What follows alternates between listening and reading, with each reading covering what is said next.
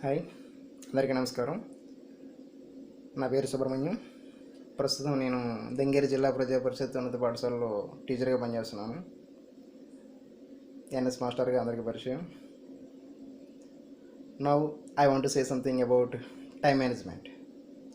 ఎందుకంటే ప్రస్తుతం మన ఆంధ్రప్రదేశ్ నుంచి త్వరలో డిఎస్సి నోటిఫికేషన్ రాబోతుంది. అలాగే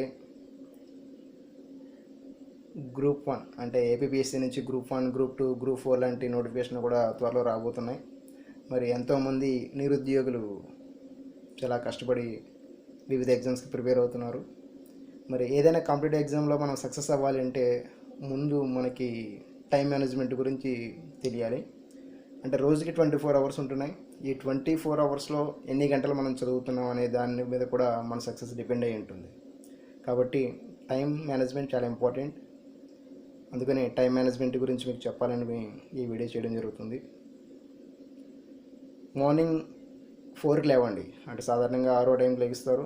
మ్యాక్సిమం చదువుకోవడానికి మంచి టైం ఎర్లీ మార్నింగ్ చదివితే మంచిది అంటారు. మార్నింగ్ 4 to 7 చదవండి. ఒకవేళ కనుక మార్నింగ్ 4కి లేచి అలవాటు లేకపోతే పడుకునేటప్పుడే అలారం పెట్టుకోండి.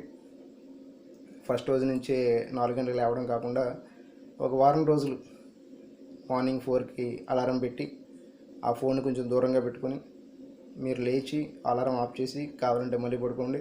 ఆ విధంగా మీరు ఒక 1 మంత్ చేస్తే ఆటోమేటిక్గా మనకి అలవాటు అయిపోతుంది. అలారం లేకుండానే మనం కూడా లేవచ్చు. సో మార్నింగ్ 4కి లెగిస్తారు, 4 to 7 చదువుతారు. సో మార్నింగ్ 4 to 7 అంటే మనకి 3 అవర్స్ వస్తున్నాయి. సో మార్నింగ్ 4 to 7 అంటే 3 అవర్స్ వస్తున్నాయి.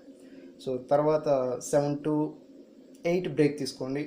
సో బ్రష్ చేయడం, స్నానం చేయడం, టిఫిన్ చేయడం అలాంటివి చేస్తారు. మళ్ళీ ప్రిపరేషన్ 8కి స్టార్ట్ చేయండి. 8 to 12 చదవండి. 4 అవర్స్ వస్తాయి. మళ్ళీ 12 to 2 బ్రేక్ తీసుకోండి. సో మధ్యలో భోజనం చేస్తారు. వీలైతే పడుకోండి. సో రెస్ట్ తీసుకోండి, బాగా చదవకండి.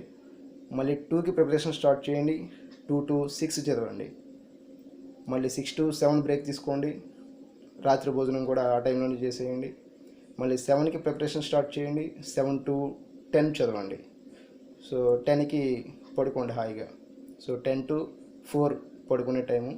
సో ఇది ఒక మంచి టైం టేబుల్. ఈ విధంగా కనుక మీరు చేస్తే డైలీ మీకు 14 గంటలు వస్తాయి. సో 14 గంటల్లో కనీసం మీరు 1 గంట లేదా 2 గంటలు మీకు వేస్ట్ అయినప్పటికీ ఇంకా మీకు 12 గంటల టైం ఉంటుంది. సో రోజుకి 12 గంటలు అంటే చాలా ఎక్కువ నాలెడ్జ్ని మనం సంపాదించవచ్చు. సో టైం మేనేజ్మెంట్ అనేది చాలా ఇంపార్టెంట్. కాబట్టి ఈ విధంగా మీరు ప్లాన్ చేసుకోండి.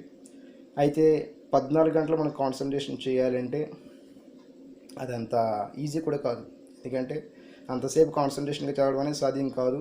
అయితే ఇంటర్నల్ మోటివేషన్ అనేది ఉండాలి. సో చదవాలి, ఎలాగైనా నాకు జాబ్ రావాలి అనే ఒక తపన మీ మనసులో ఉంటే ఖచ్చితంగా మీకు ఆ చదవాలనే కోరిక ఆటోమేటిక్గా అదే వస్తుంది. ఎందుకంటే ఎవరికైతే కడుపు మాడుతుందో వాళ్ళకి నిజమైనటువంటి కసి ఉంటుంది. ఆ కసితో చదవండి, ఖచ్చితంగా మీరు విన్ అవుతారు. సో భవిష్యత్తులో ఎన్నో నోటిఫికేషన్లు ఉన్నాయి. సో ప్రాపర్ ప్లానింగ్ అనేది ఉంటేనే మీరు అది సక్సెస్ అవ్వగలరు. ఖచ్చితంగా మీరు సక్సీడ్ అవుతారు ఈ విధంగా మీరు చేస్తే. సో మెయిన్ ఇంటర్నల్ మోటివేషన్ అంటే ఎవరో చెప్తే చదవడం కాదు, మనంతటా మనమే చదవాలనే తపన మనలో ఉండాలి. మన యొక్క మనసులో ఆ విధంగా నాటుకుపోతే ఖచ్చితంగా you can do what ever you want. Okay, so బాగా చదవండి. మరిన్ని వీడియోస్ మీ అందరికీ ఉపయోగపడేలాగా భవిష్యత్తులో చేస్తాను. ఎందుకంటే నేను కూడా ఒక పేదరికం నుంచి వచ్చిన వాడినే. సో వీలైనంత వరకు నలుగురికి సాయం చేయాలనేది నా ఆలోచన. సో అందుకనే యూట్యూబ్ ఛానల్ కూడా ఒకటి క్రియేట్ చేశాను. సో భవిష్యత్తులో ఇంకా మరిన్ని వీడియోస్ కూడా మీకు అందించడానికి సిద్ధమవుతున్నాను. So all the best guys. You can do all the best for your future. Thank you all.